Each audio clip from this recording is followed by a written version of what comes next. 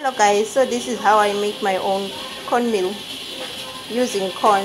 I grind it using an ordinary grinder, and then I sieve it this way, separating the granules from the fine corn powder.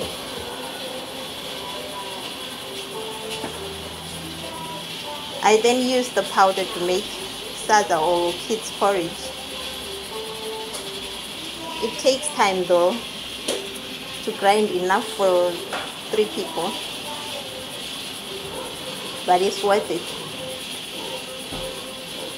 You can also use a coffee grinder.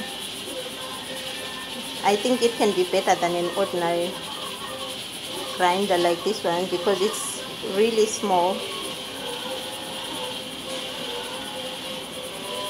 and these granules are a bit too coarse for sadza, so I put them back in the